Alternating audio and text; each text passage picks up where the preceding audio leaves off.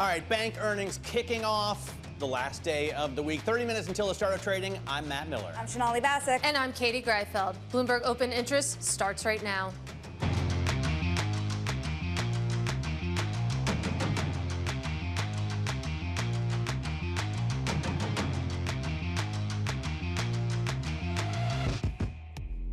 And coming up, big bank earnings kick off with JP Morgan reporting beats on trading, investment banking, and net interest income.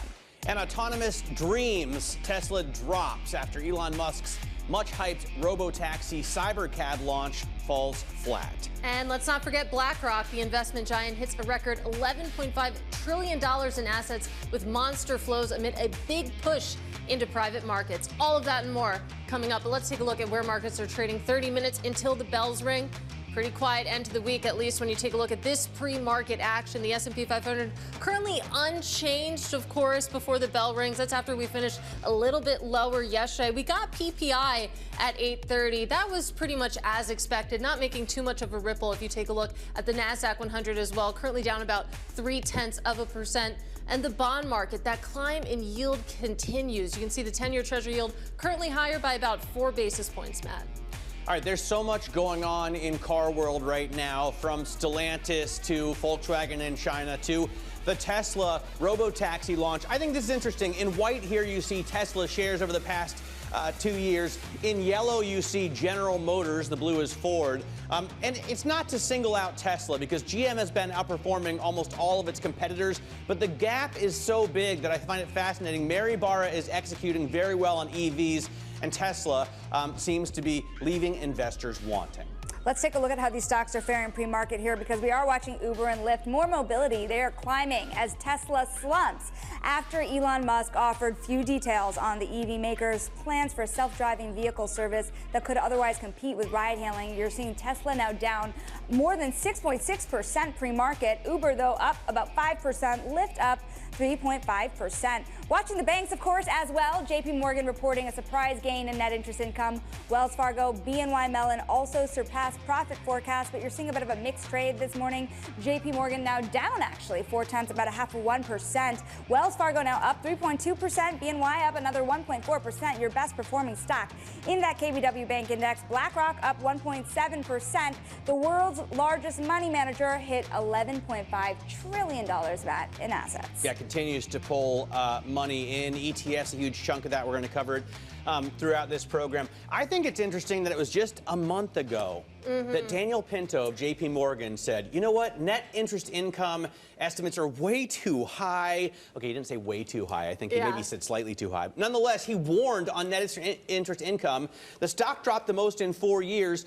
And, 4 weeks later, here they are beating on net interest income and lifting their net interest income forecast for the full year. I did ask Hannah Levitt about that because I was like, what is this? Was this just under-promising, over-delivering? She did say that they haven't come out with the 2025 forecast, so not quite apples to apples there, but she said that they definitely under-promised and over-delivered when it comes to investment banking fees, when it comes to trading, for example, and you're seeing that in the share price. Yeah, it's interesting. You have to see how sustainable those things are because you had a lot of volatility during the summer months.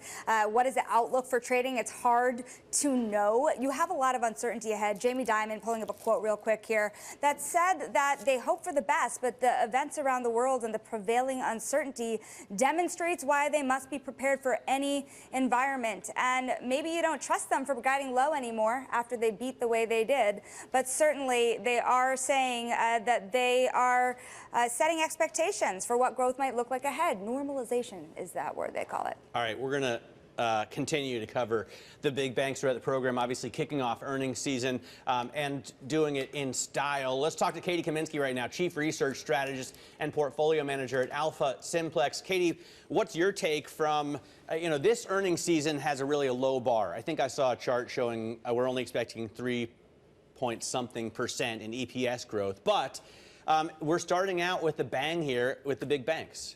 Yeah, I think this is another positive data point. I think it's good to see something positive given this week because honestly, yesterday had me scratching my head, just like many people. I would say that if earnings are coming in strong, that is going to be another positive signal that the economy is resilient. But CPI numbers and some of the claims numbers this week have made people, and even the comments about potential pause, I think is blending the message to investors right now. And it's interesting. I mean, I'm taking a look at your notes. You say that equities are cautiously bullish right now. When you think about earnings, when you think about the macroeconomic environment, in terms of what has the biggest potential to upset the apple cart here and really dent sentiment, where is that? Well, I think, as you've seen how labor market data reacted last week, I mean, clearly focusing on the economy is very important for equities. But the underlying factor that I'm worried about, and given what we saw yesterday, is volatility in inflation. Because volatility in inflation, and I'm not saying we're going to have higher inflation, I'm just saying we're in a world now where inflation is going to range more. And so yesterday's number made me realize, the path for the Fed is going to be more complex, and that is going to make equity investors continue questioning whether or not we could have potential negative signals. Well, it's interesting. Let's talk a little bit more about that economic data. We had another sign this morning, PPI really coming in flat, and that's thanks to a drop in gasoline prices. We know that's been volatile. We're not going to bring in more details with our own Bloomberg's Michael McKee. What are you thinking here? Yeah.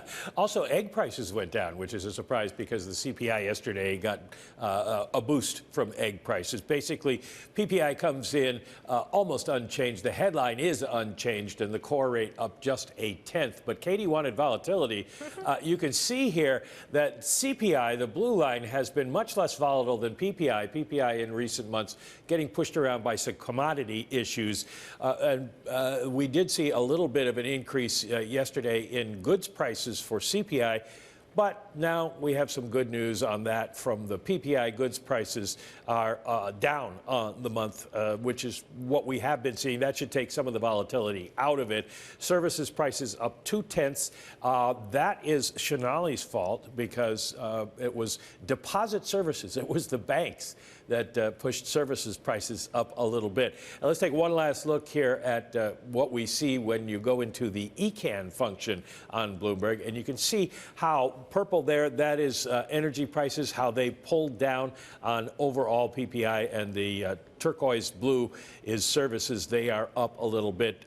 The dark blue, you can almost not even see there above the purple. That's goods prices. So overall, good news for the Fed. Inflation is behaving pretty much as they expect it to, and it does suggest we see continued progress.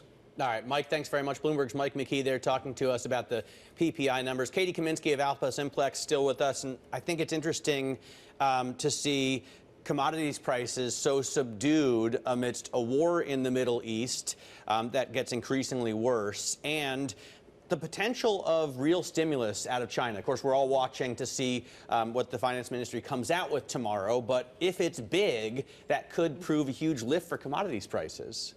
Yes, and I think what I've been looking at the most, and we in the cross-asset community have really been following, take a look at the BCOM index.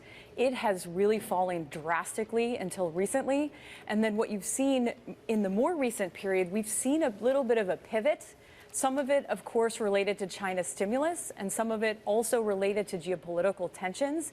But the reason I care so much about inflation and commodity prices is that we have seen somewhat of a turning point more recently, which would be the start of a potential new move should one of those factors exacerbate. And that's why I worry about long-term volatility and inflation, because right now things look good, we're on the right path, but there are a lot of factors that could actually, uneven that balance. And over at AlphaSimplex, you do such a good job with following the trends, of course, following the relationships and the changing dynamics between asset classes. And that's where I want to go, because you talk about volatility and your quest to find it. You're going to find it in the bond market because yields on the long end have just skyrocketed over the past month. You take a look at the equity market, it feels like we've been hovering around these all-time highs. Are those two markets talking to each other?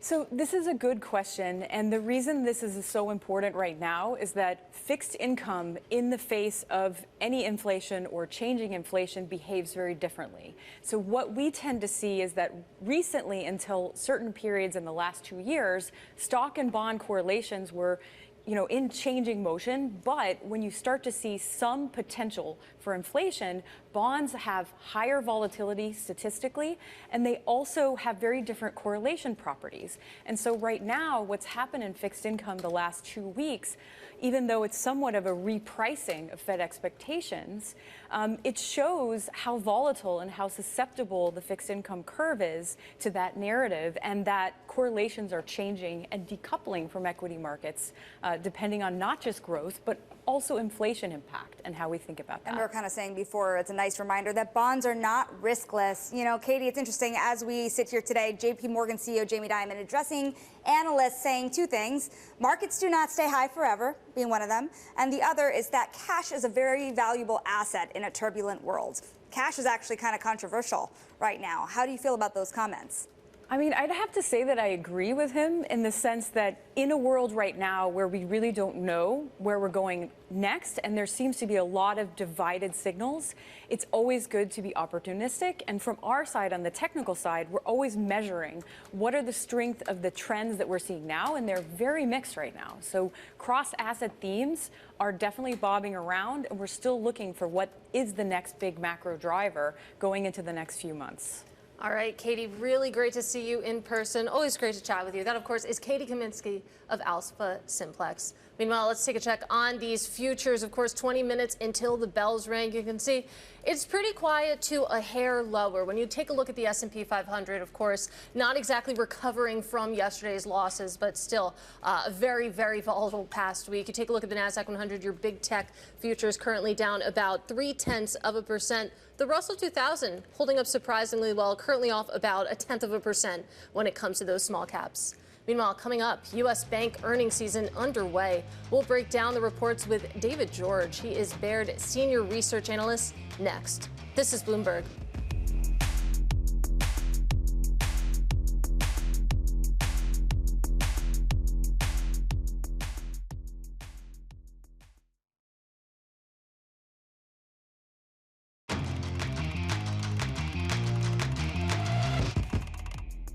Let's get now to high interest to look at what's making headlines around the world. At least 10 people have died as a result of Hurricane Milton's advance over Florida. Millions have been left without power, homes and crops destroyed, and authorities warned it could take days to get the full extent of the damage even estimated. A group of atomic bomb survivors from Japan was awarded the Nobel Peace Prize. The survivors formed an organization to campaign for a ban on weapons capable of causing the kind of cataclysm they lived through. Next year marks 80 years since 2 American atomic bombs killed an estimated 120,000 people in Hiroshima and Nagasaki. And Boeing is taking a harder tone with its biggest union. The plane maker has been filing unfair labor practice charges and accusing the other side of bargaining in bad faith. For its part, the union has said it is willing to talk and urged CEO Kelly Ortberg to be more involved in the process. Workers are no longer receiving paychecks or company-backed health care benefits. Sonali? And Matt, back to banking in focus here after results this morning. You're looking at JP Morgan shares kind of fluctuating this morning, going between gains and losses. That's even as they posted a surprise gain in net interest income and a beat on trading and investment banking. Joining us with more is David George, Baird Senior Research Analyst. He has a neutral rating on the stock. Neutral is a good place to start. That's exactly where we are, David. You looked at the numbers this morning. They beat. How much more upside is there really to a stock that is already trading at 2 times its price to book? Good morning, and that's right. The stock, and most notably JP Morgan, is not cheap. The stock is actually 2.3 times tangible book value. So to some degree, there is a premium that is warranted given how well the company's executed. But again, companies and stocks are not always the same thing. And from our standpoint, 2.3 times tangible is just too rich. In fact, the company tends to agree to some extent. I think some of the volatility, Sonali, this morning, I think was around the earnings call. Jamie Dimon noted that buyback expectations may be a little too optimistic. And we believe that is the right way to think about allocating capital and to think about buybacks more on an opportunistic basis rather than to buy at any price. And Jamie Dimon also sounding a little bit cautious on the economy, talking up cash, for example. And also, you take a look at the results. It included a $3.11 billion provision for loan losses, a $2 billion in net charge-offs, amounting to a roughly $1 billion reserve build. I mean, wrap it all together. What do you make of that? Well, I think that really reflects more of a normalization and just preparing for the economy to slow. And I think that a lot of market participants may get excited about this reserve build in the context of over a $2 trillion balance sheet, and $1 billion build in reserves is just not that meaningful from our perspective. They've got the earnings capacity to add to it. So from our standpoint, it makes sense. And I think as unemployment goes up, it's very reasonable to assume that charge-off activity at JP Morgan and the banks, by and large, should go up. And that is not necessarily a cause for alarm, more really just a normalization more than anything. You know, David, the simplest level net interest income is the difference between money paid on deposit and money made on loans. But do you have any insight as to how the bank can shape net interest income, the path going forward? Because last month they warned estimates were too punchy, and of course today they easily beat those estimates. Yeah, so I think, Mike, from our perspective, in thinking about kind of the moving parts within the JP Morgan net interest income guide, loan growth plays a big part of it, but I think the rate picture changed a little bit. I think JP Morgan and Wells Fargo actually are both what we would call higher for longer stocks. So given that they're a little more asset sensitive than some of the regional banks, to the extent that rates stay a little higher longer, I think that Pinto's comments a month or so ago was under the thought that we may get 250 basis point cuts in the fourth quarter. Now that the forward curve suggests maybe 1 or 2 25 basis point cuts, I think that gives them a little more comfort around the net interest income outlook on the near term. And I think the upside or downside in 2025 is going to be a function of what the curve does, as well as loan growth. And they were fairly cautious as it relates to loan growth, at least here in the near term, particularly in that middle market corporate bank. Hey, David, you know, you looked at the numbers today, and one thing that really helped JP Morgan at the end of the day was their credit card business when it comes to really leaning in, extending loans there. But at the end of the day, what does that mean for any potential read-through for what we might see? You don't see that large of a business there at other banks. So what would they be winning from? You have Bank of America coming up and a whole host of regionals. Yeah, so you're right. The card business is really an oligopoly. So you've obviously got the likes of Capital One and Amex, which we cover as well. B of A is in that business. Citi is in that business. So I think that the read-through for the regionals for next week, and both Wells and JP Morgan had kind of a net interest income report and outlook that were maybe a little better than feared. I think that you're going to see a similar pattern at the regional banks next week. And I think that given that those banks are more leveraged to net interest income, I think that bodes well for those stocks as we get the regionals to report next week. Yeah, and of course, we were talking a little bit yesterday with the CEO of KBW about how there doesn't seem to be a lot of fear-mongering about CRE when it comes to the regionals lately. You had a bullish note out from Citi saying that, you know, they haven't really materialized. I mean, what's your thinking on CRE? Does that still pose a risk, or can we safely put that in the rearview mirror? You know, it does, Katie. It's still a risk. But as we said 18 months ago when market participants were freaking out about CRE, it is a very long tail, which is a good thing for banks. It gives banks the opportunity to restructure loans, to write down loans over a 2, 3, and 4, 5-year period of time. Banks have the benefit of time as these CRE loans get worked out. We felt that the market was overly worried about it. I think that there's maybe a little bit of complacency around CRE, but we're encouraged by the trends there. We're also encouraged by the amount of capital that's been raised by the likes of Apollo, Blackstone, KKR to buy distressed real estate. And that really, as you know, finding that bid-ask spread and finding an equilibrium there is really the key from our perspective with respect to working through these CRE issues. So it still is a risk, but a manageable one in our view. David, we thank you so much for your time this Friday. That is David George of Baird.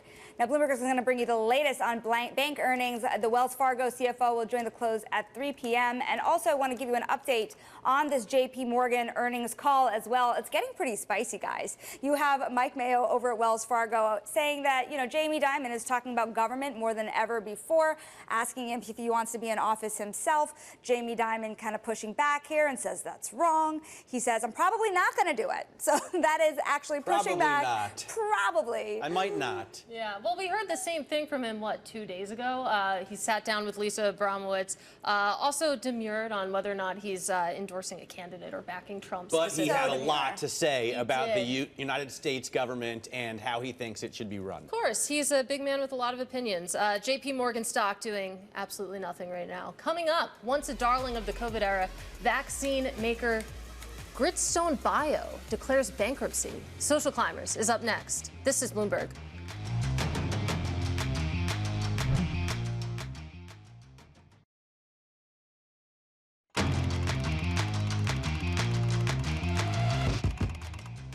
All right, it's time now for Social Climbers. The company's making waves this morning. And first up, water technology company A.O. Smith lowering its full year 2024 outlook.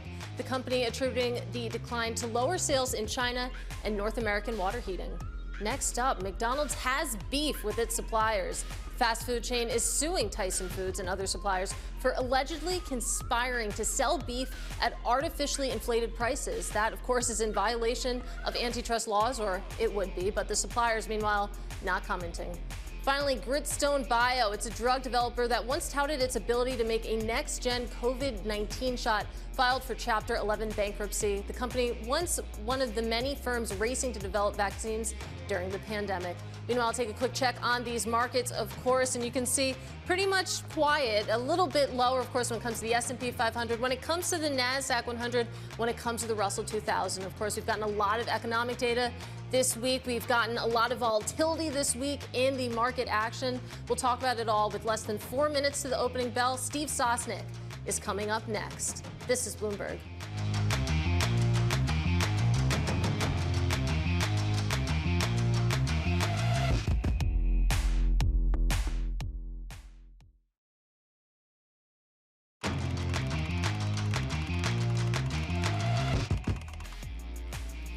All right, we are moments away from the start of trading on this, the first official day of earnings season. This is Bloomberg Open Interest.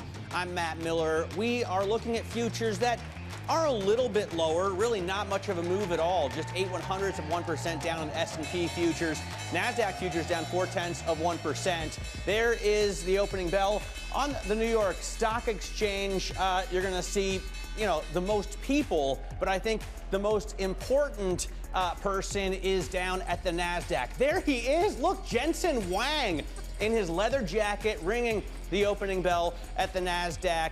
Obviously, NVIDIA has been a huge part of the run-up that we've seen to these record levels where we are kind of bouncing around right now. Let's get over to Katie Greifeld. She can tell you exactly what the action looks like this morning on the indexes. Katie? It is just thrilling to see Jensen Huang over at the NASDAQ. Not making much of a difference if you take a look at the indexes, though. About 33 seconds into trading. Look at all this nothing. The S&P 500 currently unchanged. Of course, when it comes to the week, we are slightly higher, but that came with a big dose of volatility. A little bit more action if you take a look at the NASDAQ 100. Your big tech names, of course, NVIDIA is a big part of this index, currently lower by about 0.5%. And the small caps, who would have guessed right now? The Russell 2000, you could still call that unchanged, but the arrow is green, so a win for the little guys. One stock to keep an eye on right now, or several, we should say, Uber and Lyft climbing as Tesla slumps after Elon Musk offered few details on the EV maker's plans for a self-driving vehicle service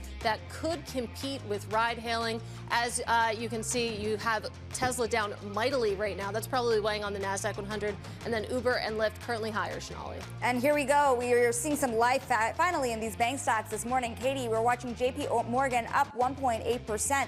Wells Fargo up more than 4%. J.P. Morgan had a surprise beat on net interest income. Wells Fargo and BNY Mellon had surpassed surpassed profit forecasts. A lot of eyes on BNY Mellon, up almost 2% as the market opens. Remember, this is your best performer in the KBW Bank Index. BlackRock up 1.3%. The world's largest moneymaker hits $11.5 trillion, in assets. It also, if you could believe it, brought in more money this year already than it did in the last 2 years. And we're not even done with the year yet, Matt. All right, we're also watching Humana. We continue to watch Humana. Obviously, it's already gotten clobbered once. It's moving a little bit today, but you can see the U.S. Medicare program released final quality ratings for private Medicare Advantage plans, confirming a previously announced cut for the health insurer. Basically, this story's in the past, but we want to update you on the price today. Let's get back to earnings season. That's where it's really happening. Bloomberg's Abigail Doolittle has a closer look at what to expect. Abby? Well, it really is pretty amazing, and as Sonali was just talking about, we're seeing gains for these banks. The heart of earnings season really kicking out. Wells Fargo, clearly the big winner from a stock perspective, up 5.3%, beating their earnings estimate, and also that investment banking super strong. As Sonali was talking about, quarterly record flows for BlackRock, BNY Mellon, a good third quarter on the sales front, and then JP Morgan really coming off the lows, up 3.6%. That surprise net interest income. In fact, let's put that into perspective, because Wells Fargo actually missed their net interest income, despite the fact that that stock is higher on that investment banking. But there's that JP Morgan beat. Then we have Bank of America, Morgan Stanley, and Goldman Sachs ahead next week. Now, overall for this quarter, the expectations are relatively muted. If we take a look at the growth expectation here for the third quarter, they are expected the earnings growth to come up 4.1%. Now, that is certainly better than the recession, the earnings recession we had seen in the second quarter, but it's really nothing, or excuse me, that's the third quarter last year, excuse me.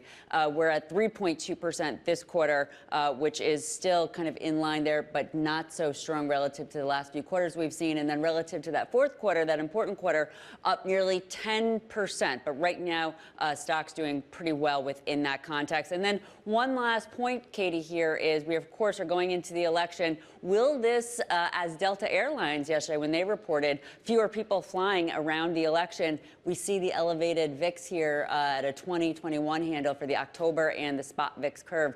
Will this be a factor on other earnings calls that we hear? Stay tuned. All right, Abigail Doolittle, great setup as always. Let's keep the conversation going now with Steve Sosnick. He is Chief Strategist at Interactive Brokers, joining us at the desk. Steve, happy Friday. Happy Friday, Katie. So I was going through some of the notes. Of course, you had Mike Wilson over at Morgan Stanley saying that it's a great stock-picking market. And then you had Bank of America a few days before that saying that this earnings season is set to be a stock picker's paradise. And Matt makes the good point that they say that every time you ask them. But tell us about the setup. I mean, is this time different? Is it truly a paradise for stock picking? You've been around long enough to know this time is different is about the most dangerous phrase, so I'm going to stay away from it. But to Matt's point, yeah, there's always something to buy. There's always a stock picker's market. There's thousands of stocks to choose from. But I think very specifically, this quarter is really, the tell is really going to be on the guidance, less so on the actual numbers itself. When you have 75–80% of the stocks beating on their numbers, it's no longer really a sufficient condition for a rally. It's a necessary condition. So we now have to look through it. And what we're starting to see also is one of the indices I look at for this is the DSPX, the SIBO's dispersion index. When that goes up, it means that you are getting a dispersion of returns among the equities that it tracks. And what that tells you is, yeah, it is actually a stock picker's market, because rather than it being 7 and 493, we do see that broadening out, and that gives you opportunities. In terms of the dispersion index, if I look at it over a 5-year period, it does get higher and higher, starting off in the high teens and getting to 32 now. What is this exactly? And do you really believe as it climbs higher, it's a stock picker's market? It's a measure of it. I mean, there's no one magic bullet. It's just sort of, when I get asked that question, that's my go-to index, because that really does sort of, it's basically, correlation and dispersion are related, but they're not identical. There's also correlation indices from the SIBO, which have been falling a little bit. And so these are both tells The exact calculation, just the TV sets will be turning off if we get into that, so I won't get into it. I'll have everybody look it up on their own. But what it does, it is really an attempt to measure, is this an environment where individual stocks are going to have solid returns vis-a-vis just everybody moving in lockstep? Or are they correlated? Exactly. Yeah. Well, it's interesting. You hear Jamie Dimon this morning again. This is the start of earnings season. He's really seeming to say that the markets are priced to perfection. You have this bank that is really guiding with a lot of caution on the outlook ahead. And you were talking about those outlooks being so important. Do you think more CEOs are going to come into that season, this season, with that kind of caution, given we have the election ahead? How does that let this equity market really take off if you have that? Well, I mean, Jamie Dimon's always been a bit more outspoken than most, and I think that's partly just because of his market power and sort of his insurmountability at that bank. So I think he feels a lot freer to say things than most other CEOs might. But in general, I think they're going. Most CEOs, if they're wise, they're going to avoid talking too negatively about the future because. Think about it. We've got about 15, the market's pricing at about 15% earnings growth for next year. That's a pretty high hurdle to climb, while at the same time people are looking for either a soft landing or an economy weak enough to justify major rate cuts. That doesn't all work at the same time unless everything's completely working the exact way. So the key is going to be guidance for everybody. Jamie Dimon can get away with being a bit more a bit less rosy than everybody else. But that's really the key on that one. Yeah, he certainly had a lot to say. Also saying that cash is a valuable asset class right now. And actually, you take a look at BlackRock's earnings calls. They made the point today that their money market business has grown 70% over the past 5 years. We know that the bid for cash has been so extreme. And a lot of people are really reluctant to break up with their cash right now. There's good reason for that. We actually have real interest rates. For most investors' careers, you haven't had this. You've had pretty much zero real interest rates since the global financial crisis. I hate to bring up the 2007 period because that's a little ominous. I love it when people bring that period up. What an amazing time.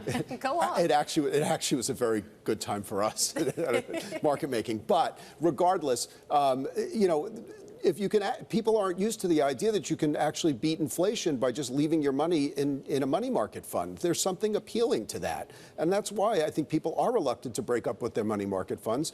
If the Fed gets aggressive and you see real interest rates head down towards zero, then there's less of an incentive to hold it. But I think at this point, everybody needs some safe assets. And if your safe assets are keeping up with inflation, it's hard to say not to do that. Mm-hmm. If we look at valuations right now, they continue to soar. I think the S&P is trading at 22 times next year's earnings estimates.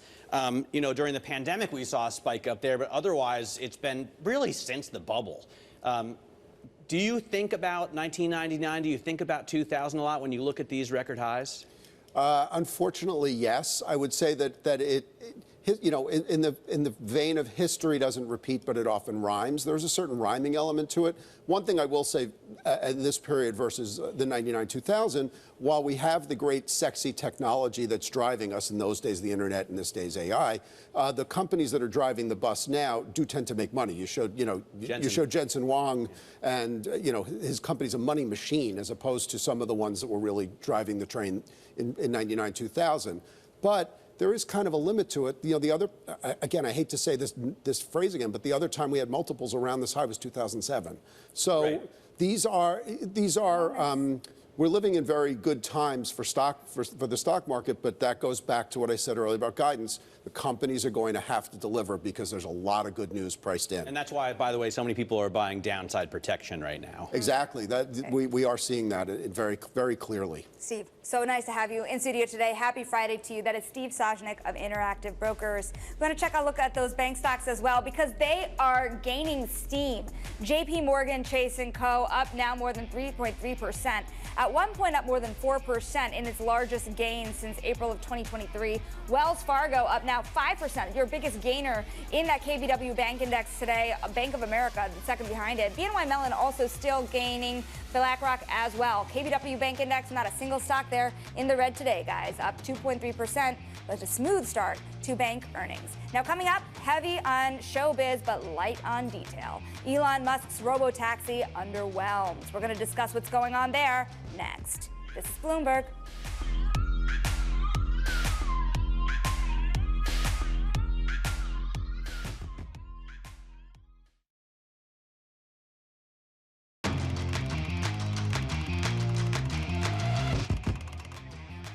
Welcome back to Bloomberg Open Interest. Let's take a look at stocks right now. You can see a little bit of life coming back into the S&P 500, higher by about 0.1%. Can't exactly say the same yet for big tech. The Nasdaq 100 still lower on the day, but it's the small caps where you're finding all the action right now, currently higher by about 0.6%. Meanwhile, it's time now for our top calls. Some of the analyst action in focus this morning. And first up, Mizuho is downgrading Mobileye, saying no longer a buy. The analyst says that the car software company is facing rising competition in China and slowing EV sales in the U.S. and Europe.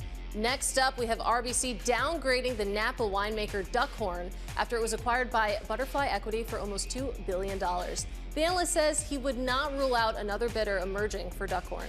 And finally, we have Amazon getting initiated with a buy rating over at Pivotal Research Group, which calls the tech giant an organic growth leader. Matt? Yeah, very interesting stuff. We're also focused, Katie, I know you are interested in this story as well, on Tesla. The CEO, Elon Musk, unveiled the prototypes of the much-awaited robo-taxi without a steering wheel and pedals. It's called a cybercab. That was an event at Warner Brothers Studios. We expect to be in production with the cybercab, which is really highly optimized for autonomous transport in probably, well, I tend to be a little optimistic with timeframes, but in 2026. Joining us now is Bloomberg Technology co-host Ed Ludlow, and it's good to see him, be a little bit self-deprecating in terms of his time frame forecasts, but it also seemed to be, an underwhelming presentation in terms of actual tech backing. It kind of reminded me of Trevor Milton showing, his semi for Nikola. What was your take? Well, underwhelming. Let's show our audience the share price reaction, please, because the share price reaction is severe. The piece of news, in addition to what you said about the details of Cybercab, no steering wheel, no pedals, the surprise that it will be sold directly to consumers added an element of confusion and complication to Wall Street's understanding of what the whole point of this is. Basically, the reaction this morning is we wanted to understand better your proprietary ride-hailing for robo-taxi model. And because you told us that you're going to sell this purpose-built robotaxi to consumers below $30,000, we actually probably understand it a bit less than we did yesterday. And Ed, I'm glad that you brought up the share price because, people in the audience laughed at that joke, but not exactly seeing traders laughing right now. Talk to us a little bit more about the timelines, because you go back to 2019. Elon Musk said that by the next year, Tesla would have 1 million robo-taxis on the road. Last I checked, it's 2024, and it seems like we're still a long way away here.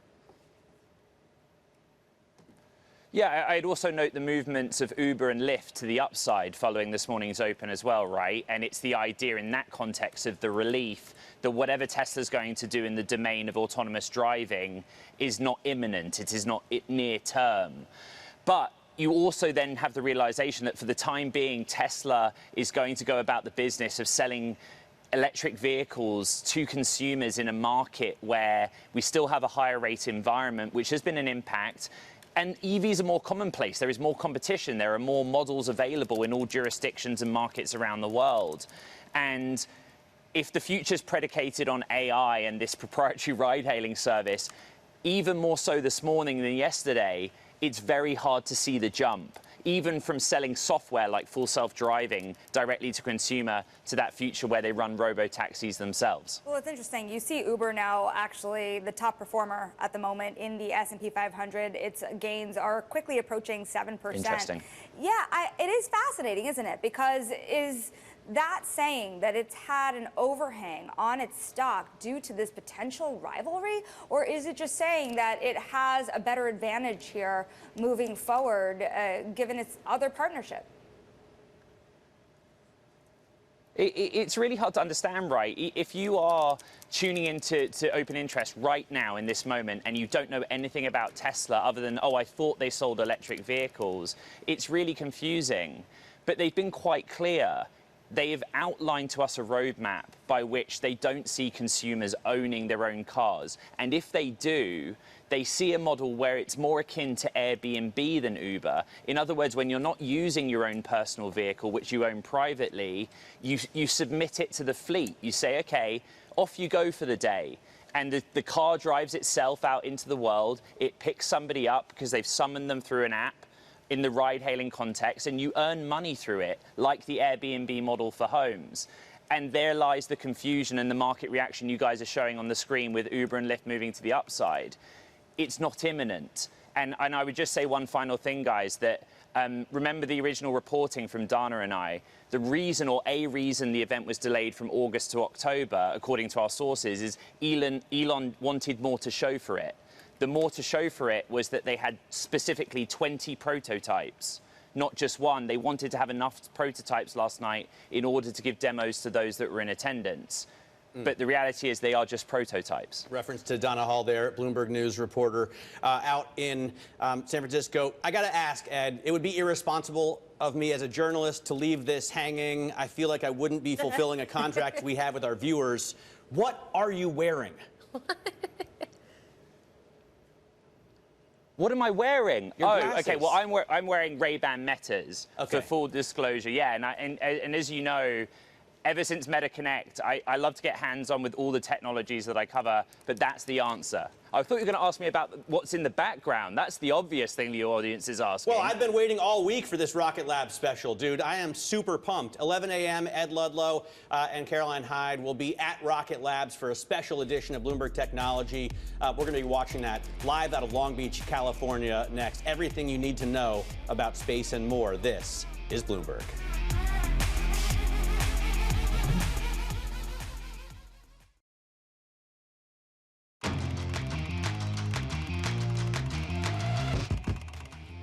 And it's time now for the Wall Street Beat. Today we're looking at this morning's bank earnings from the investment banking perspective, because JP Morgan's surprise net interest income gain is powering the stock higher, but it's also making money on deals. Bloomberg senior finance reporter Sridhar Natarajan joins us now. Let's look at the numbers. You look at the Bloomberg league tables. JP Morgan, #1 in investment grade bond underwriting, #1 in high yield underwriting, #3 in M&A.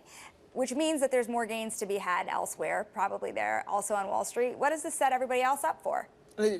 Definitely higher than expected results on all those investment banking fee lines. We've been talking about the rebound in the investment banking market, but executives had been talking down expectations, saying while activity has been picking up, the realized fees, not so much. JP Morgan saying actually even on those terms, you will see a little bit of an upside, and that's what you're going to expect, which is a little bit annoying because just a month back, all these executives were talking down their results. And then now they come back on earnings day and you see the stocks up 4% at JP Morgan, 5% at Wells Fargo. All the other banks are riding higher off these Bankers results. are paid in stock, well, after all. That's what I wanted to get to exactly. That last month you had Daniel Pinto, specifically at JP Morgan, come out and say that basically the estimates for 2025 net interest income were not very reasonable. I mean, did we get an updated forecast today, or was this just, you know, not exactly apples to apples? I mean, I still remember Matt Miller was absolutely furious that JP Morgan was downgrading itself because Daniel Pinto was out there and saying, look, you guys have too much of an optimistic expectation on NII. Today, they beat NII expectations for the quarter, raised their full-year guidance, but Jamie Dimon on the call still said it's not going to be as rosy as you're thinking. So it is going to come down, and that makes sense. Rates are coming down, NII will come down, but it's not doom and gloom. The stock's up 30%, and there's no near-term headwind for this bank. It's fascinating. He even kind of said the deals were pushed forward for the closing, so it's uncertain about those deal activities ahead, and underwriting was opportunistic. So a lot of downgrading of itself, as you say, Matt. Yeah, well, you got to keep investors in check, right? So that you can surprise later. Sri, great to have you on. I'm sure you're very busy today, so I appreciate you dropping by. Sri Nataraj on there. Bloomberg will be covering the bank earnings all day long, so you'll see a lot of these two. Wells Fargo's CFO joins the close at 3 p.m. An interview you don't want to miss. This is Bloomberg.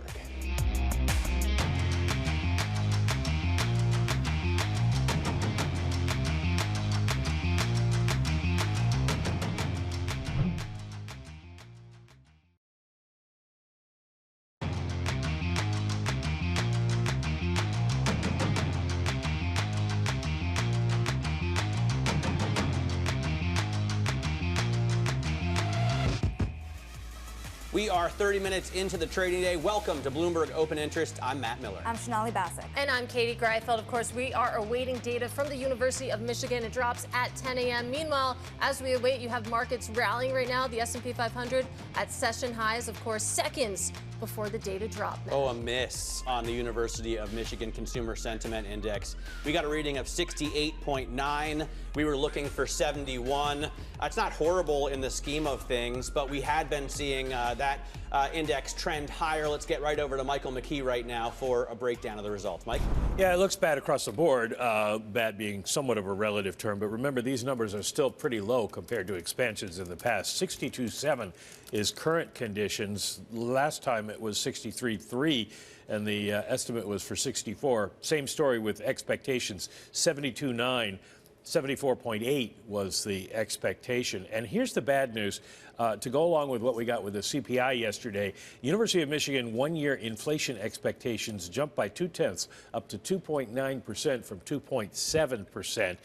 5 to 10-year inflation does drop to 3% from 3.1%, but it does look like something, and it may be the rise in oil prices, given what's been going on in the Middle East, has people a little bit worried about inflation going forward, which will be a little bit of a worry for the Federal Reserve. Gas prices have not really been going up, but people may be afraid that they are going to. All right, Mike McKee, really appreciate the breakdown as always. And in a few minutes, Mike will hold a Q&A with Joanne Shu. She is director of the University of Michigan Surveys of Consumers. You can follow that by typing LiveGo on your Bloomberg terminal.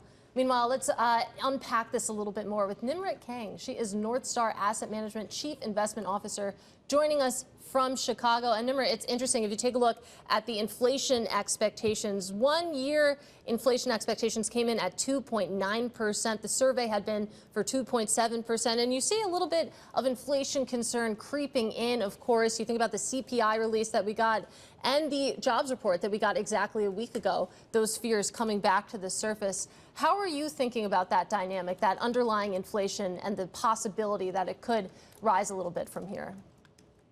Katie, our basic premise has been that there is an upside risk to the inflation. That's why we were surprised to see the Fed being very aggressive and cut a 50 basis points right out of the gate there. The core inflation has some sticky components to it. The other thing to note is that we're getting data on a monthly basis. Feds made themselves very data dependent. The problem with that is the data is coming out on a monthly basis and it's not on a linear path.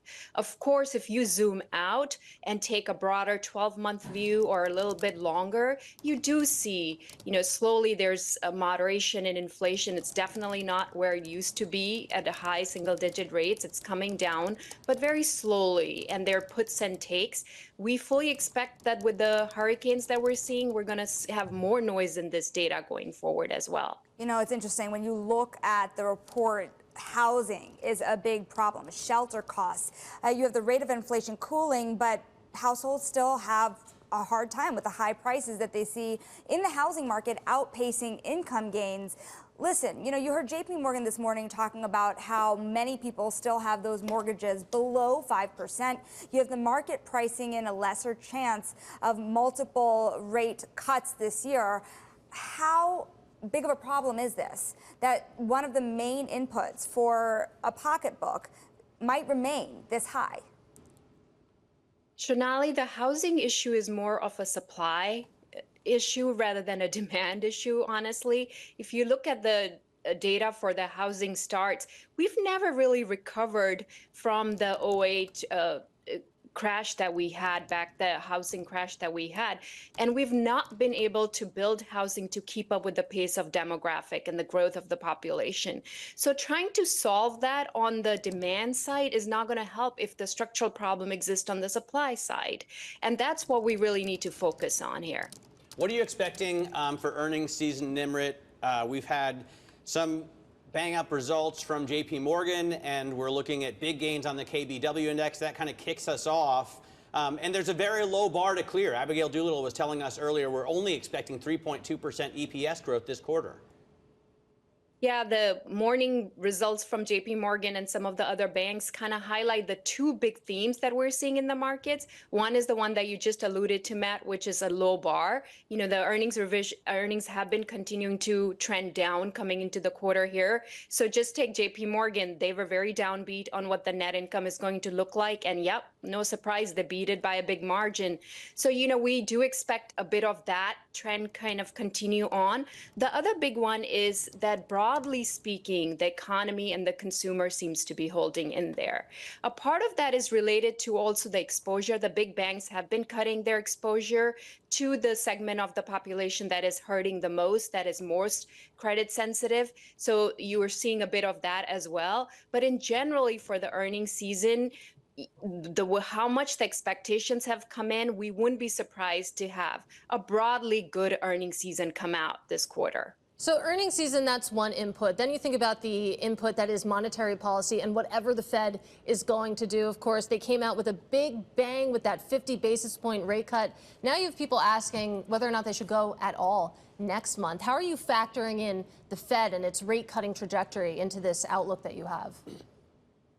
Yeah, the Fed's in a very difficult situation here. You know, they put themselves into this place where they're constantly trying to figure out what to do next, and being data dependent to this extent, when the data is not following a linear trend, is bumpy, has noise in it, is going to become very, very difficult. That's for sure. On the other hand, you know, you see where the Fed's coming from too. There is a segment of the population. We've heard this from the retail earnings. We've seen this in the credit card data from the New York Fed, where the lower income consumer, the younger demographics, are maxing out on their credit cards. They are feeling stretched. So trying to bring them relief.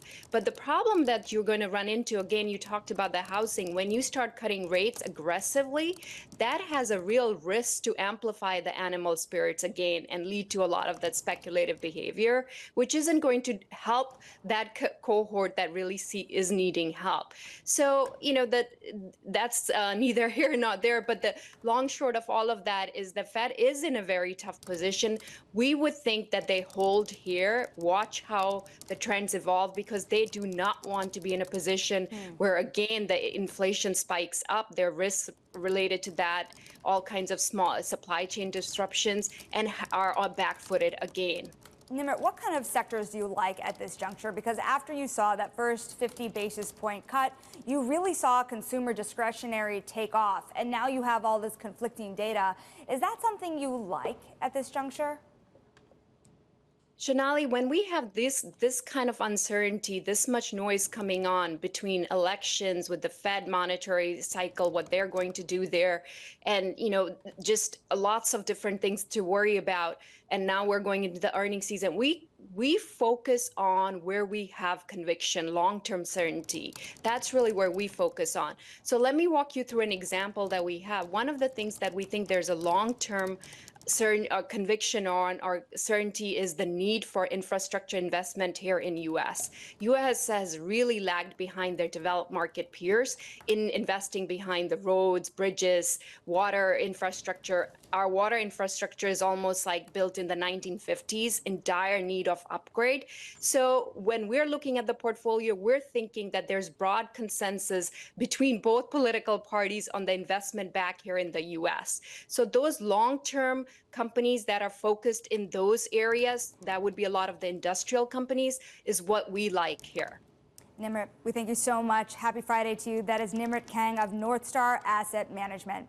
Now let's get a look at stocks moving this hour. Here's Abigail Doolittle. Well, we certainly have quite a few stocks moving here in the transportation space, Sonali. Take a look at the shares of Tesla, down 8.1%, the worst day since July, down for a third day in a row. This, of course, after Elon Musk finally unveiled the autonomous driving vehicles, those robo-taxis. One is a two-seater sedan, essentially, or a coupe, I would even say, and then the other is more of a van. So investors, analysts, a little bit underwhelmed here by the lack of detail. One thing to think about, though, is this is going to be a giant AI ecosystem, early stages, but on this day, this trading reaction, we can see that competitors Uber and Lyft, well, getting a lift. Let's take a look at Stellantis. These shares under pressure. They, of course, have made a management shakeup, firing the CEO, Natalie Knight, the CEO there, trying to alleviate some of the pressures. But some analysts saying that this is not going to be enough, that they have issues in terms of the slumping sales here in North America, delayed new model introductions in Europe, and also they have issues and the threat of strikes here in the U.S. still. So lots to work out there. Investors not responding well to that C-suite change. And then finally, a big bright spot on the day, the banks. We have J.P. Morgan, Wells Fargo up about 5% or more on good quarters there. J.P. Morgan, importantly, beat on net interest income, offered solid revenue guidance. Wells Fargo, their investment banking unit strong. And then Bank of America, that is ahead. And then BlackRock up 4%, record quarterly flows. Really pretty impressive, Katie. All right, Abigail Doolittle, thank you so much. Coming up, while Kamala Harris sharpens her focus on swing states, Donald Trump is planning visits to the states that he's most likely to lose. More on the race for the White House next. This is Bloomberg.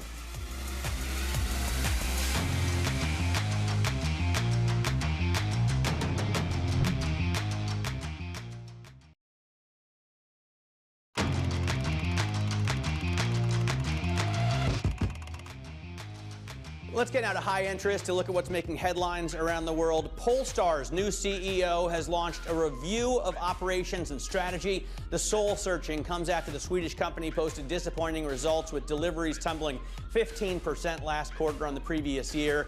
It makes premium electric vehicles out of Sweden and China. It's been struggling with new model delays and competition, particularly in that market, in China. Scooter Braun has a message for Taylor Swift fans. It's time to move on. The superstar's former manager spoke about his feud with Swift after tensions rose between the two when he bought the masters to her albums. Here's what he had to say at Bloomberg's Screen Time conference in Los Angeles. I think the artist that's, is one that you should always bet on and is already a huge star, and you can always bet on because they want it all the time and they do what it takes to be, present and relative all the time, is Taylor Swift. Wow.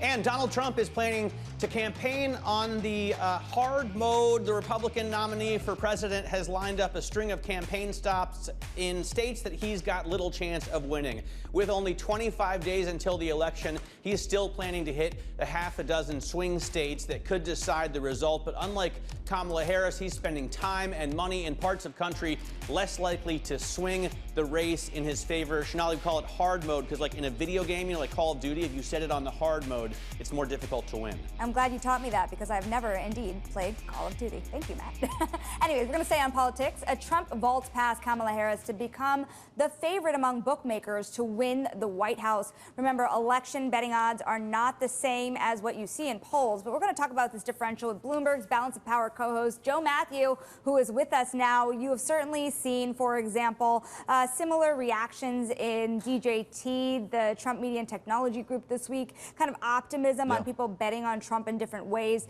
But how does that pair with what you're seeing in polling, in swing states particularly?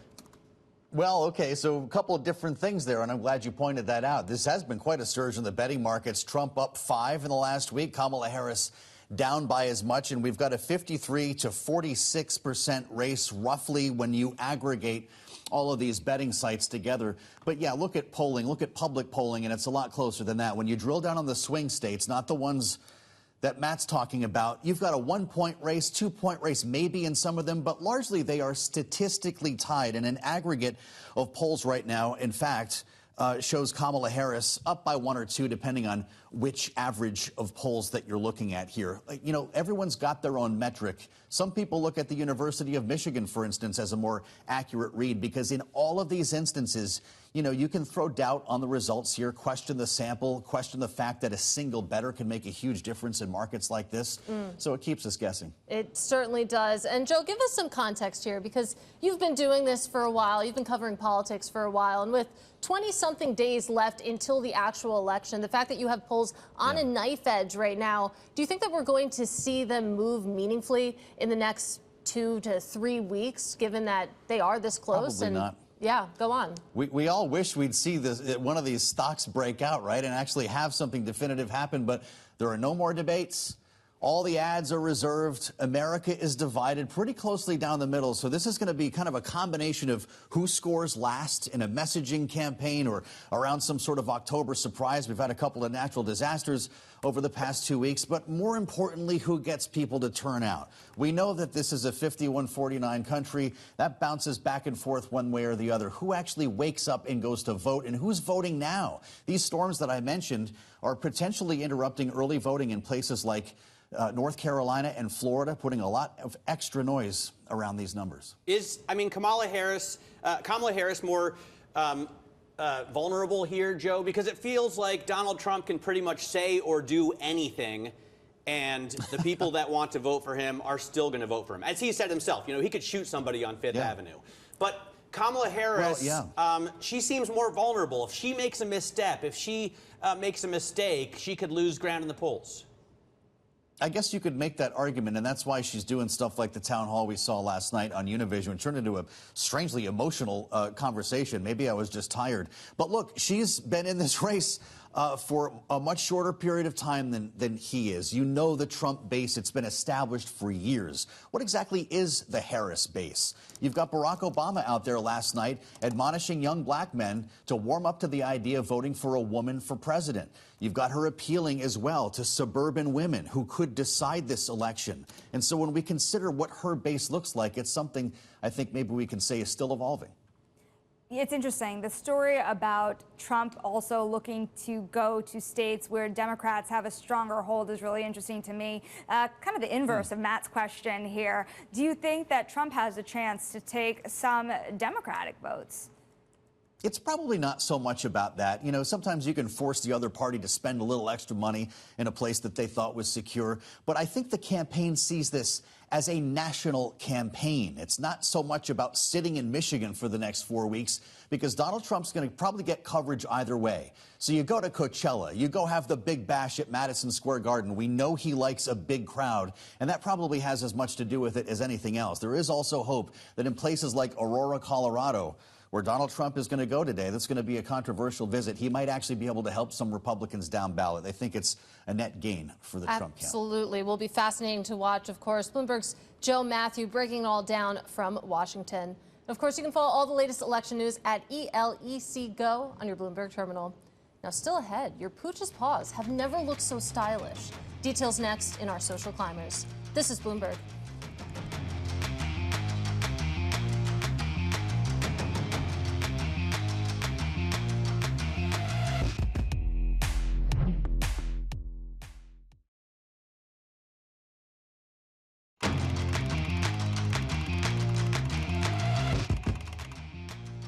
All right, it's time now for Social Climbers. The company's making waves this morning. And first up, Boeing is taking a harder line with union reps by filing unfair labor practice charges.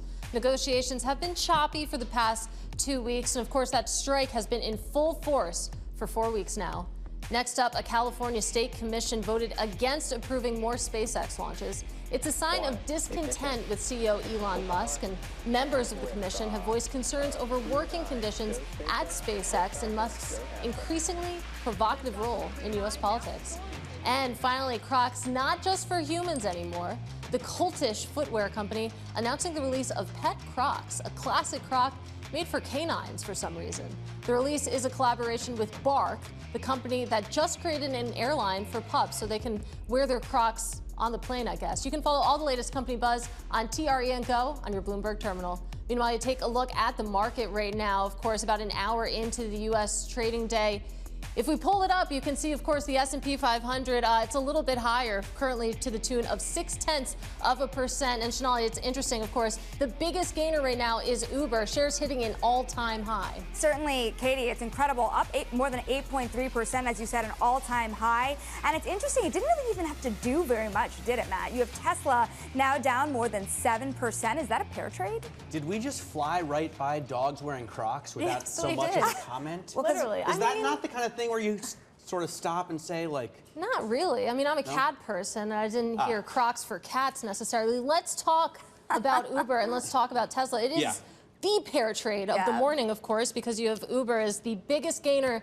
in the S&P 500 right now. Your biggest loser is Tesla. Of course, this comes back to the idea that the fact that Tesla's robo-taxi event was such a wet balloon, that's good news for Uber. But the interesting thing... A wet balloon? ...is that That's Uber, amazing. Uber was already up, you know, to the tune of more than 20% year to date. So this wasn't even necessarily an over. Now I'm hung up on wet balloons. The timing is fantastic. We had a big take out on Uber, which was fascinating, that Uber and Lyft are not allowing drivers to work because they're worried about losing hundreds of millions of dollars in fees. It has nothing to do with this story, right? This story is if Tesla makes a self-driving robo-taxi, it puts Uber out of business in a sense. So some Uber analysts are saying this horrible event for Tesla, this wet balloon, as it were, is basically a best-case scenario for Uber and for Lyft.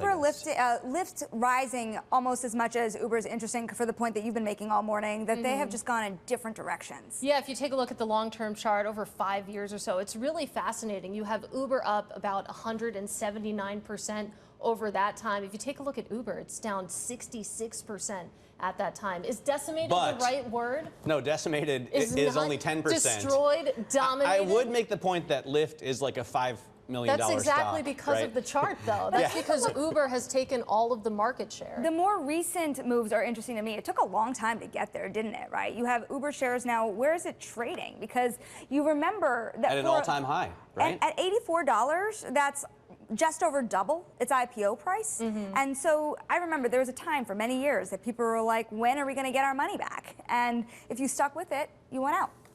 Yeah. There you go. Still, it's the worst, isn't it, to see so many Ubers in New York? Do you drive around here? Yeah, I take an They're Uber just to the work worst every drivers. They're so slow. They're just dawdling along. I want them to get out of the way. Go to New Jersey and then say the same thing. Maybe you're right. Maybe you're right about that. On the bus still. Coming up, we're going to talk about Priceline with the CEO. How are they using AI? This is Bloomberg.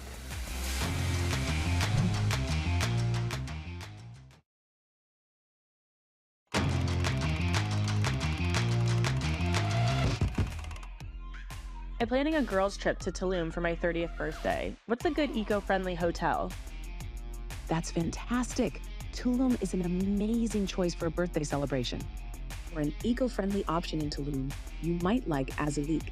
It's a pretty unique place with treehouse-style rooms and a focus on reconnecting with nature. All right, you've been listening to Penny. That is Priceline's customized AI agent. Now, she can hear and understand complex questions, respond in real time to help customers plan their next trip. And joining us now with more is Brett Keller. He is Priceline's CEO, and Priceline, of course, is part of the Booking Holdings Group. So Penny Voice launching last week. Penny itself launched in June 2023, if I understand correctly. Herself. You know, well, I don't know how she identifies. But in any case, Brett, I'm curious, what has the adoption been like so far since Penny launched, and how much of an uptick are you expecting from Penny Voice? Sure. Well, we've been expanding Penny across all of our website, all across our app over the last year here to give consumers more options to engage with her. And the adoption's been strong. You know, I think over the last 3 or 4 months here, the adoption rate has been doubling every month as we have exposed this to more and more consumers. And they're finding it to be a very useful tool, especially during the reservation process as they ask questions about their hotel stay, about amenities, about things to do in the local area, as well as for customer service engagement. And obviously launching Voice now is the next big step in rolling Penny out to a broader audience. Does Penny, I mean, I imagine she only has data, if indeed those are her pronouns, on Priceline bookable properties. Is that the case? Yeah, she has access to all of the information that we provide her from our own repository, which would include all of our hotel data and information, as well as our flight and rental car information. But she also has access to all of the same information that OpenAI accesses through the broader, universe of the internet. And so she can combine those things together to give really specific and helpful information about your stay or about the specific hotel that you're looking at. And Priceline obviously has a wide selection of properties around the world. And so we cover most of the hotels available in the space today. It's interesting, the use of AI when it comes to travel, but even on Google, for example, if you're putting in where you're looking to go and details about a country, AI is helping you get a much broader set of outcomes than you did before. Why does voice communication help in this instance? Do you find a lot of people wanting to communicate that way? Yeah, just within the first literally week of rolling this out, we have more than 5% of our engagements inside of the chatbot are happening by voice. And that may be people who are on the run, traveling, don't really enjoy texting lengthy questions and going back and forth. And so it is just a much easier way of communication. This latest technology, though, that OpenAI is rolling out, which they call their, real-time voice, that's where it really gets interesting, because you can literally talk to someone like we are right now. You can interrupt each other. You can, she'll have the right tone and voice and speed and cadence that matches how you like to communicate. And so that type of engagement just makes it so much more effective and efficient for consumers. All right, so it's going to be really interesting, of course, to see how people react to Penny Voice and how they get along with her. But I do want to get your thoughts on the broader travel picture, because we heard from Delta a couple days ago, and they actually missed on their forecasted profit. Their sales fell short as well, and basically their guidance wasn't too exciting either. So from where you sit, where do you see the state of travel right now, especially as we head into the holiday season? Sure. Well, last year obviously was a really big year for travel, especially here in the U.S., as revenge travel really took up most of the year. And as we came into the beginning of 2024, things started to normalize a little bit. And I would say now we're in a very normal, typical travel pattern where we have these very strong periods moving into the holidays. And in the shoulder periods, things are a little bit softer. I think the airline industry in particular got pretty excited earlier in the year and opened up a lot of new routes and capacity. And they're pulling back a little bit of that because I think they just overextended themselves a touch. But if you look at the industry overall, things are good, right? They're moving along. They're at a very normal, healthy pace. And we're very excited about the future. Travel typically outpaces global GDP in terms of its growth rates. And we think that that's a place where it's going to continue to land and run here as we move forward. I got to ask a question, not specifically about Priceline, but I'd love to hear how your technology handles it. When I search for a flight, I always feel like if I don't pull the trigger and then I go back and look again an hour later, it's always more expensive. This means I have to go in incognito mode or use another computer. Am I just being paranoid, or does that happen? Does one search or two searches kind of push the price up in an algorithm? Well, yes, I think you're being a little paranoid, but what does happen in the industry frequently is we access a number of third parties to conduct searches and to pull back inventory. Some of that comes directly from the airlines. Some of it comes from large global distribution systems who provide this inventory globally. And so over the course of, a couple of hours, those seats can fill up, and there are pricing systems in place that the airlines have put in where if one seat fills, the price may go up a little bit. So the pricing is very dynamic within the airline industry. So it's less about paranoia and how you're accessing it. It's more about just what's happening behind the scenes on every single flight that is being shopped and booked over time. And so I think typically if you want to secure the best price for a domestic flight, you're usually booking somewhere 25 to 45 days in advance of that flight. That's typically where you'll find the best value. And then the closer you start to get into the departure window, those prices are going to go up. All right, 24 to 25 days. Matt is marveling at that. I do want to go to something else that we heard on the Delta earnings call. This from CEO Ed Bastian saying that there is some uncertainty around the election, and there's some slowdown that they're seeing around the uncertainty around the election. That seems like a little bit of a reach to me, Brett. I'm just wondering who isn't going to fly to Cabo, for example, because they're worried about the election. Could you weigh in on that? Listen, we don't have any specific data that would indicate a change in travel behavior right around the election period. You could certainly imagine that most people will want to be here in the United States to cast their vote. We hope that's what they're doing. But in terms of a major impact to trends, we don't have anything to comment on that. Hey, Brett, great to have you. Thanks so much for joining us. Brett Keller there, talking to us from Priceline, talking about Penny. I'm excited to hear her dip voice. into that technology, check her out, see how she works. But we should shift our focus momentarily back to bank shares because we've seen a big rise in the KBW index. It's your Super Bowl today, Sonali. How are you feeling about JP Morgan & Co.? You know, you started the day and you kind of had a muted reaction, and you're seeing them really take off now, right? You have JP Morgan up the most it's been really in a year. What's interesting, too, fun fact under the surface, you are not only seeing a big rise in the KBW Bank Index, regionals also getting a lift. Despite those provisions for loan losses being higher at JP Morgan, people are not that worried about credit quality. They're more excited about the banks making some money. Bank of New York Mellon, unchanged right now? So remember, that was the best performer in KBW. Yeah. But it's interesting because you have Morgan Stanley saying it's actually BNY Mellon, State Street, like these trust banks that would benefit most when it comes to the NII environment. But another fun fact under the surface, guys, you have the investment banks, Evercore, Houlihan Lokey, actually hitting record highs today. People are really excited about this idea that investment banking could come back. So you're seeing a lot of exuberance all around, and the financials being the #1 sector, not the #1 stocks rising in the S&P 500, but the #1 sector today rising. All right. All right. Let's get a check on the markets now. Let's see what else is going on with Bloomberg's Abigail Doolittle.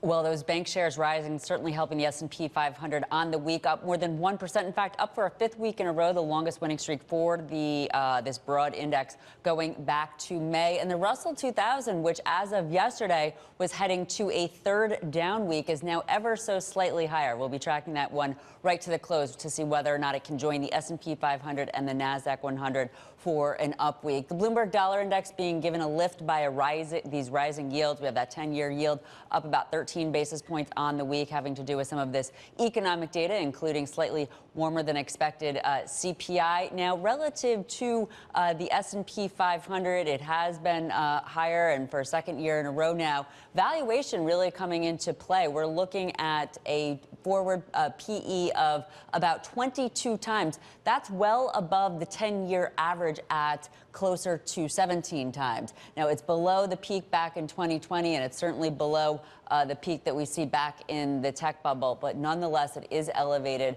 perhaps giving investors some sort of a sense that maybe it could be a little bit tough ahead. And then finally, relative to earnings, let's take a look at what we have here. So this week and next week, relatively small in terms of the amount of market cap reporting. Netflix is notable next week. In the week of October 21st, $16 trillion worth of market cap reporting, including Tesla and Amazon. And then October 28th, $15.4 trillion. That's really the big tech week where you have Microsoft, Amazon, Meta, Alphabet. That will be a busy week, but it seems like we're always in earnings season, Matt, but here we are actually in earnings season. Right. I mean, this has been touted as the day that earnings season is officially kicked off. It never ends, though. I know. It's constant. No, but I know it trails off. And then it's also, the big banks are such an important sector, not only for us because they're all of our viewers, right? But also because 13% of the S&P 500. They undergird the entire economy. What's interesting to me, though, and like we've been saying, yes, for the S&P 500, it's only 13%. But for the credit markets, the fact that people are still borrowing on credit cards to fuel this economy, and JP Morgan is saying the consumer is just fine, and you have UMISH data that is kind of conflicting with that statement, I think is a pretty interesting thing to set up for future trade. Looking forward to those consumer stocks as well. Yeah, I think it's pretty fascinating, all that we can glean from JP Morgan, Wells Fargo, BlackRock there. Bank of New York Mellon, and BlackRock, which now manages $11.5 trillion in assets. We're talking about it in just a couple minutes. That's like half of the U.S. economy. I am so amused that you had equity flows as high as they were, but money market ones also doing as well. It's like people keeping their money in safe things, taking on risk at the same time. You cannot get more Goldilocks. Well, that's been the story for the past 4 years, really. I mean, since the pandemic, when you had that big shock and awe, people don't want to break up with cash. And as we heard from Steve Sosnick, Why would you? Yeah. Jamie Dimon saying cash is what you want to hold in an environment just like this. I mean, I look at MMFA index all the time. It just continues to climb. Money markets get bigger and bigger. It's only in horrible dislocations that you see that line fall. Coming up, a story about advances in space travel. You've been waiting for this. Epsilon 3 CEO and former SpaceX engineer Laura Crabtree discussed SpaceX's success with crewed missions. This is Bloomberg.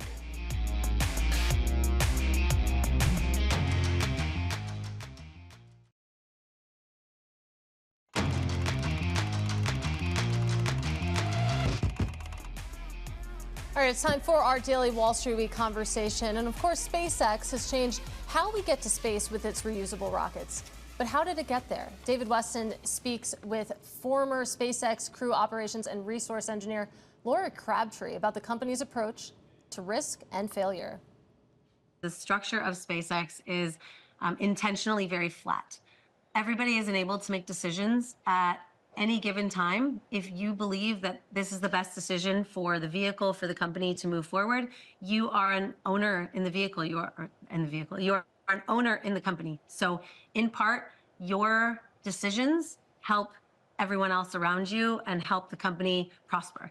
And so knowing that, it's part of the entrepreneurial spirit, part of the American dream, right? You are part of something that helps your company that you partially own move faster and do better in the world. And I think that's something that is different than when I worked at Northrop Grumman. You don't feel like you're part of an ownership.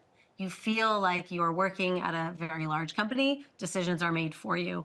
At SpaceX, you are enabled to make decisions for yourself, and you are enabled to make decisions for the company because you were trusted to make those decisions to move the company forward rather than the alternative. And I think that in part the government, they have much more hierarchy and in decision making. Is there a different level of tolerance for risk and yet, yes, even for failure on the commercial side? There is, to a point. The SpaceX that I worked at is probably different than the SpaceX of today, but you were entrusted to take risks, to push boundaries to a point.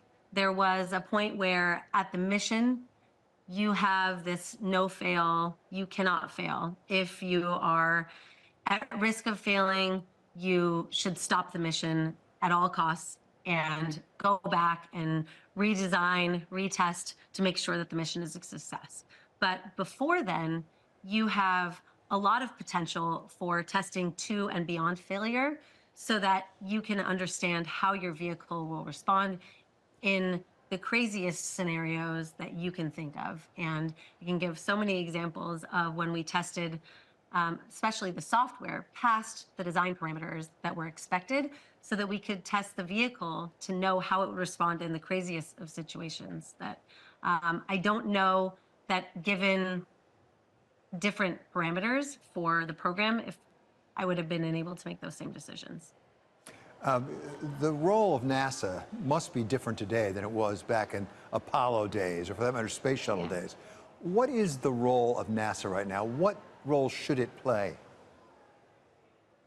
So I really believe that NASA has a very deep history and a lot of wonderful people with great experience.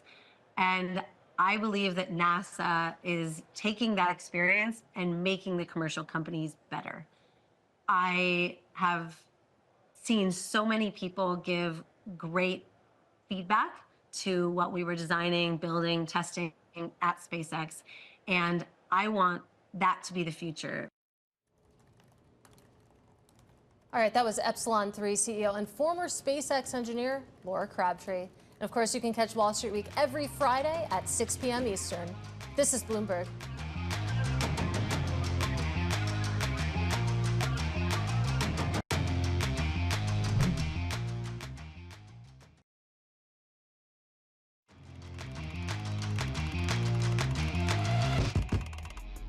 Well, BlackRock, it's the world's largest money manager. It hit an all-time high of $11.5 trillion in assets as it seeks to become a one-stop shop for stocks, bonds, and private assets. Joining us now to break it down is Neil Sipes of Bloomberg Intelligence. And what's amazing to me is that, okay, BlackRock reported $170 billion of illiquid alternative assets, but you think about its purchase of Global Infrastructure Partners, that actually closed on September 1st, wasn't captured in these results. That's going to add $116 billion of private market assets. So it hit that record high in assets without even this deal. Yeah, and that's right. And the private markets is really the category where BlackRock is pushing in the most.